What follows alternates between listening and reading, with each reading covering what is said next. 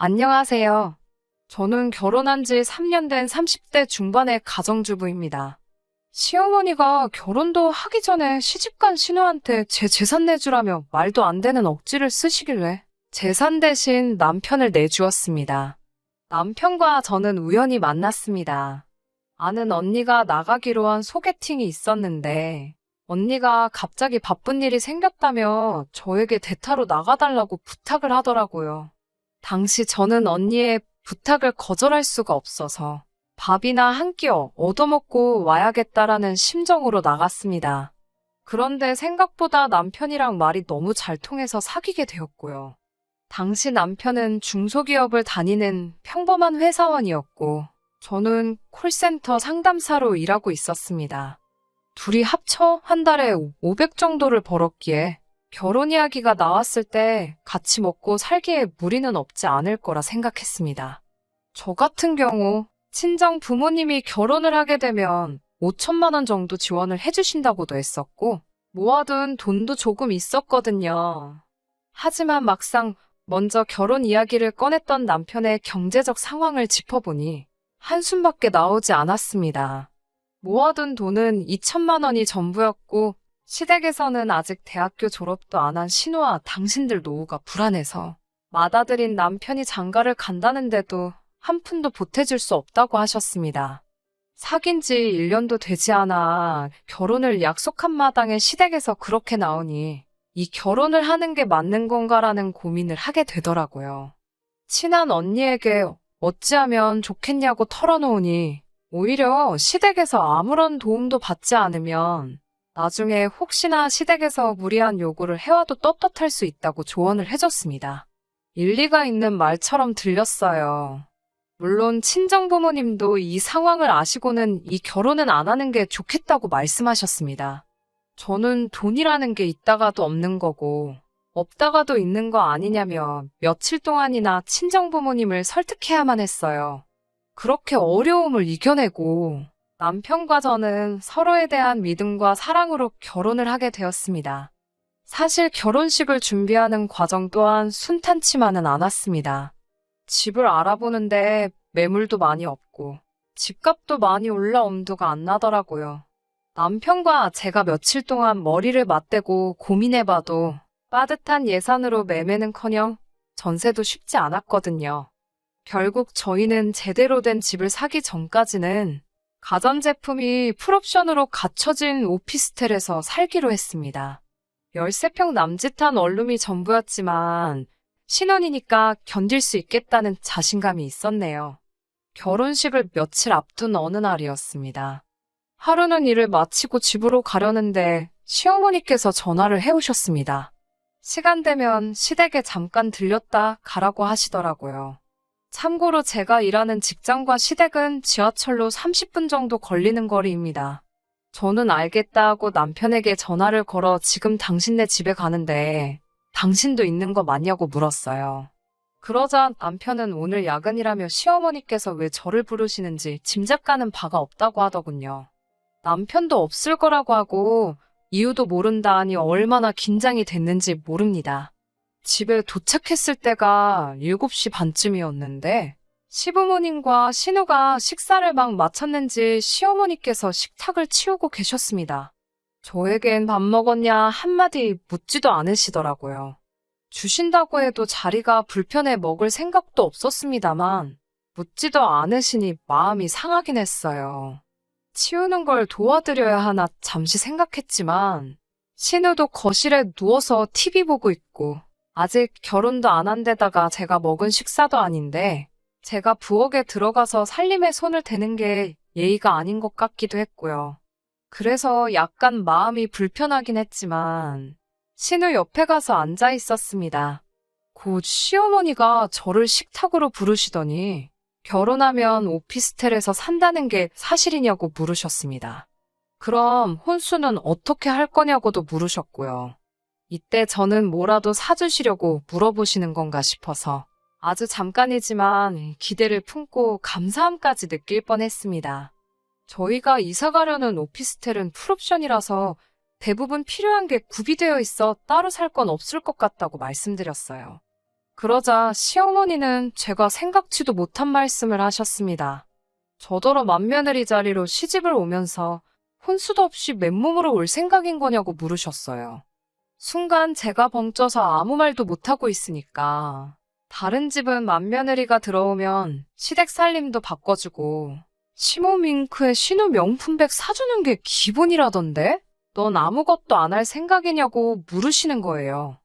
혼수도 없이 시집 오겠다는 걸 보니 한두 개 받는 걸로는 끝나지 않겠다고 하시는데 노골적으로 저한테 못 뜯어가시겠다는 투지까지 보여주시더라고요. 황당하고 어이가 없어서 남편도 저희 집에 맞사위로 장가오는 건데 아무것도 안 해오지 않는다고 말씀드렸어요. 그러자 사위는 백년 손님이란 소리 모르냐고 물으시면서 저더러 말 한마디를 안 잰다고 되바라졌다고 그러셨어요. 저는 일단 아드님하고 이야기를 나눠보시라고 제가 드릴 말씀이 없다고 말씀드리고 자리에서 일어났습니다. 신우는 거실에서 시어머니와 제가 하는 이야기를 엿듣기라도 한 건지 연신대박이라며 저를 어이없다는 눈으로 쳐다보고 있었습니다. 집으로 돌아오는데 생각할수록 괘씸하고 어이가 없더군요. 저는 바로 남편에게 전화를 걸어 방금 있었던 일을 이야기하며 그냥 우리 결혼은 없던 일로 하자고 했습니다. 남편은 시어머니가 그럴 줄은 상상도 못했다며 저에게 미안하다고 했지만 제 머릿속은 온통 헤어져야겠다는 생각뿐이었습니다. 하지만 막상 집에 도착하니 방 안에 쌓여있는 청첩장들이 눈에 들어오더라고요. 벌써 나이가 30을 넘었는데 주변에 파혼했다 소리를 어떻게 하나 싶고 부모님 체면에 제가 먹칠을 하는 것 같아서 죄송스럽고 마음이 복잡했습니다. 그 와중에 남편에게서 미안하다며 자기가 시어머니하고 제대로 단판을 짓겠다고 못 들은 걸로 해달라고 계속해서 전화와 문자가 쏟아졌어요. 결국 저는 남편의 말을 믿어보기로 했어요. 남편이 시어머니를 잘 구워 삶은 건지 시모의 그러한 요구는 결혼식을 올릴 때까지도 더는 별 말씀이 없으셨습니다. 하지만 이내 그 이유를 알게 되었습니다. 결혼식을 올리고 나서 제가 남편에게 모아뒀다던 2천만 원을 달라고 했어요. 집을 구하고 목돈 들어가는 건 일단 제 돈으로 해결을 했고 그 2천으로는 차를 사기로 했었거든요. 그런데 남편이 하루 이틀 차일피일 미루면서 2천만 원을 안 주더라고요. 결국 2주 정도 기다리다 계속 주지를 않으니 혹시나 하는 생각에 떠보듯이 혹시 그 돈 어디다 쓴 건 아니겠지 하고 물어봤어요. 그러자 남편이 전곡을 찔렸는지 축벽거리면서 그게 다 쓴 건 아니고 반만 썼다고 순순히 실토를 하더라고요. 결혼 앞두고 제정신이 박힌 게 아니라면 그 돈 가지고 뻘짓은 하지 않았을 테니 혹시 뭐 주식이나 코인 같은 걸로 돈 조금 불려보려고 했던 거냐고 물어봤어요. 그런데 그런 건 또 아니랍니다. 그럼 도대체 뭘 한 거냐고 그 많은 돈이 다 어디 갔느냐 물으니 시어머니가 키워준 값도 안 내놓고 장가를 가냐고 아들 키워놔봤자 소용없다며 나오지도 않는 눈물을 쥐어짜내고 아주 난리도 아니셨답니다. 보다 못한 남편이 홧김에 1,000만 원이면 되겠냐고 소리를 질렀더니 시어머니는 자기가 언제 울었냐는 듯이 그거면 되겠다고 지금 보내라고 하셨다 하네요. 남편 말로는 어이도 없고 진짜 치사하고 더러워서 그냥 이걸로 더 이상은 안 해주겠다는 생각으로 줬다는 거예요.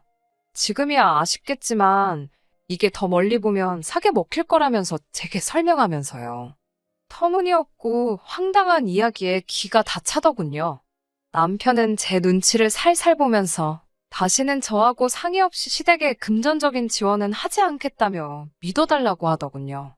이미 혼인신고까지 다 한마당에 1,000만 원 때문에 갈라서자 할 수도 없고 알겠다고 했습니다. 하지만 생각할수록 속상하고 열받아서 몇 날 며칠 밤잠을 설쳤네요. 게다가 결혼식을 올리고 얼마 지나지 않았을 무렵 남편이 일하던 회사 직원이 공금을 가지고 해외로 도주를 하는 사건이 터졌습니다. 회사는 난리가 났고 남편은 졸지에 직장을 잃었어요. 문제는 그 일로 남편이 큰 충격을 받아서인지 새로운 직장을 알아볼 생각은 안 하고 집에서 술만 먹으며 한 달 가까운 시간을 허비했다는 겁니다. 저는 도저히 그런 남편을 더는 봐줄 수가 없어서 이럴 거면 차라리 같이 장사라도 하자고 했습니다. 저도 매일같이 고객들한테 전화기 너머로 불평불만을 듣는 상담사라는 일에 이골이 난 상태기도 했거든요. 그렇게 남편과 저는 대학가에서 포장마차를 열게 되었습니다. 포장마차 자리도 다 임자가 있다는 소리는 들었지만 정말 뚫고 들어가기 어렵더군요. 그나마 타이밍 좋게 원래 장사하시던 분께서 허리디스크 수술로 더 이상 장사를 못하겠다고 내놓은 자리를 권리금 700에 살 수 있었습니다. 그런데 포장마차 일이라는 게 정말 보통 힘든 게 아니더라고요. 저희는 오후 5시부터 장사를 시작했지만 장사 준비는 아침부터 시작해야 했습니다. 배달비라도 아끼려고 아침부터 직접 이 시장에서 저 시장으로 뛰어다니며 발품을 팔아야 했거든요. 하지만 정작 저를 힘들게 한 건 이런 고된 일정이 아니라 남편의 불성실하고 무책임한 태도였어요. 솔직히 처음 한 4~5달은 손해만 보다시피 했어요.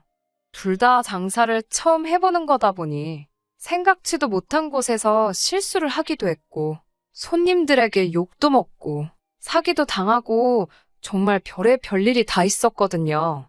문제는 이런 일이 생길 때마다 저는 이런 경험도 다 피가 되고 살이 된다 생각하고 더 죽기 살기로 장사에 매달린 반면 남편은 하루가 다르게 의지를 잃어가더라고요. 이렇게까지 해서 돈을 벌어야 하는 거냐면서요. 어르고 달래는 것도 하루 이틀이지. 장사만으로도 지치고 힘든데 제가 남편 멘탈까지 제가 관리를 하려다 보니 이러다간 제가 먼저 쓰러지겠다 싶었습니다. 결국 저는 남편에게 돈 100만 원만 벌어와도 좋으니 어디 출근할 만한 곳을 찾으라 했어요. 장사는 제가 혼자서 어떻게든 해보겠다고요.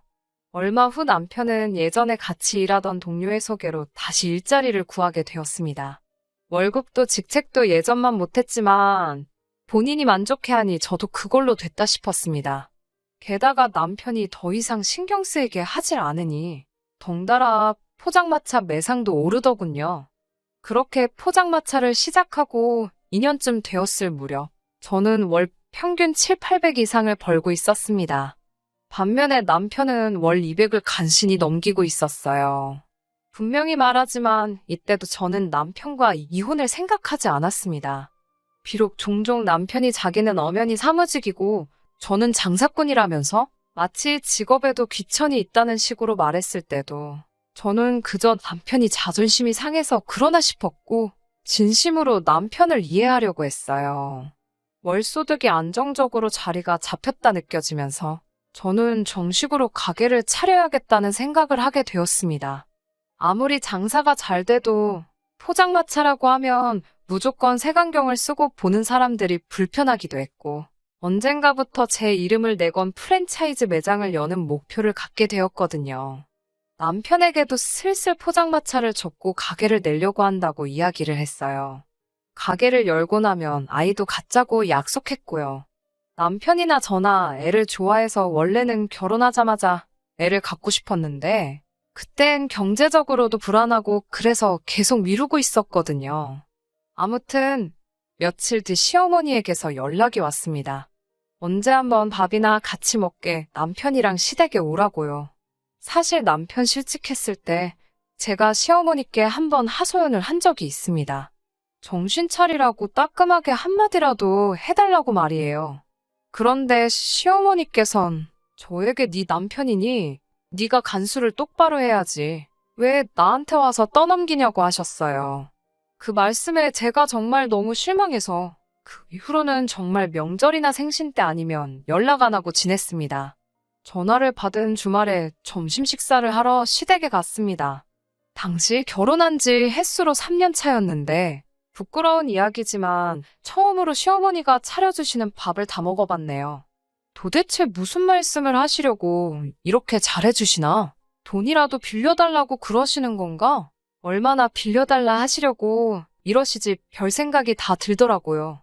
한 500까지는 빌려드려도 되지 않을까 그런 눈치를 보면서 식사를 했습니다.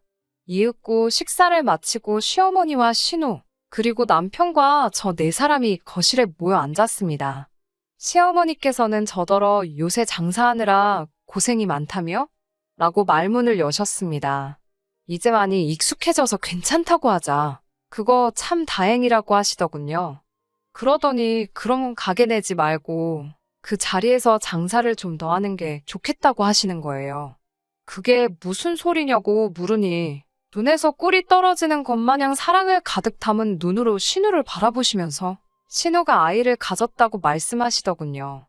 저는 신우가 남자친구가 있는 줄도 몰랐기 때문에 깜짝 놀랐어요. 하지만 바로 뒤따르는 시어머니의 말씀에 더 놀랐습니다.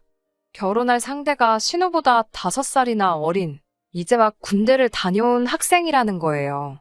그러면서 저더러 가게 용돈을 일단 달라고 하셨습니다. 빌려달라는 것도 아니고 일단 달라고요. 살면서 신우가 천천히 갚아 나갈 거라면서요. 어찌나 황당한지 웃음이 다 나오더라고요. 그 돈을 제가 어떻게 벌었는데 어떻게 신우한테 주냐고 못 준다고 말했습니다. 시어머니는 마치 절 달래듯이 너는 강단도 있고 똑소리도 나니까 그 돈을 얼마든지 또 벌 수 있지 않냐고 하시더군요. 하지만 당신 딸은 손목도 가늘고 발목도 가늘고 그냥 천상 여자라서 장사 같은 건 생각도 못 한다고. 그냥 집에서 주는 밥이나 먹고 졸리면 자고 온실 속 화초처럼 자라내라서 어디 내놓기도 무섭다고 하시네요. 그러니까 저더러 좀 도와주라는 거예요. 참고로 저희 신우가 저보다 키도 크고 덩치도 더 좋아요. 저는 시어머니께 저희도 이제 아이도 갖고 집도 넓히고 안정적인 삶을 꾸려보려고 한다고 그러니까 신우 일은 어머님과 아버님이 해결하셔야 할 것 같다고 정중하게 말씀드렸습니다. 그런데 남편이 뜬금없이 아이는 천천히 가져도 되지 않냐며 일단은 급한 사람부터 도와주자고 하는 거예요. 시어머니의 뻔뻔한 요구도 어이가 없었지만 남편이 우리의 인생 계획을 마치 손바닥 뒤집듯 쉽게 여긴다는 사실을 충격이었습니다. 게다가 남편은 저더러 돈 몇 푼 번다고 너무 생색내지 말랍니다. 한술 더 떠서는 자기 실직했을 때부터 제가 자기를 무시하기 시작했다고 하네요. 남편은 알기를 얼마나 우습게 봤으면 남편을 시장을 다니게 하고 장사를 하게 만들고 그러냐고요. 물에 빠진 사람 구해주니 보따리 내놓으라고 한다는 옛말이 딱 맞더군요. 저는 시어머니와 신우한테 절대로 돈 못 해준다고 딱 잘라서 이야기했습니다. 시어머니는 시집 올 때도 맨몸으로 왔지 않냐면서 이제라도 맏며느리 노릇 좀 하라는데 그게 그렇게 싫으냐고 그럼 당신 아들하고도 살지 말라고 하시더군요. 아마 제가 억울해서 흘린 눈물을 잘못 이해하신 것 같았습니다. 저는 몇 초간 남편을 바라보다가 내라고 대답했습니다. 제가 돈은 죽어도 못 드리겠고 대신 아드님 돌려드리겠다고 했어요. 참고로 지금 사는 집도 시집 올 때 저희 친정에서 도와줬고 남편은 꼴랑 1,000만 원 들고 왔는데 그나마도 그 돈을 차 사는 데 썼고 그 차는 댁에 아드님이 술 먹고 운전하다 박살을 냈으니 아무리 궁리를 해봐도 남편 말고는 얹어 드릴 게 없다고요. 그제서야 남편도 시어머니도 이게 아닌데 싶었는지 저더러 죄송합니다 하고 숙이고 들어오면 될 것을 어찌 일을 크게 만드냐고 헛소리를 하더군요. 저는 신우한테도 그 손목이면 한 번에 쟁반 4개씩도 나를 수 있다고 나이 먹었으면 나이값 좀 하고 살라 했습니다. 남편한테는 오늘부터 집에 들어올 필요 없으니까 여기 있으라고 당신 짐은 퀵으로 다 보내주겠다 했습니다. 집에 가려고 가방을 들고 일어나는 순간 시어머니가 돈 좀 버니까 세상이 다 네 발밑 같냐며 제 머리채를 잡으시더군요. 저희 친정부모님도 저 잘하는 동안 제 몸에 손 뗀 적이 없으신데 말이지요. 순간 정신이 획 돌아버리는 것 같았어요. 남편이 눈에 들어왔고 손에 들고 있던 핸드백으로 휘둘러 남편을 때렸습니다. 하필이면 그 핸드백이 쇠장식이 엄청 많았는데 그걸로 남편 머리통을 날렸더라고요.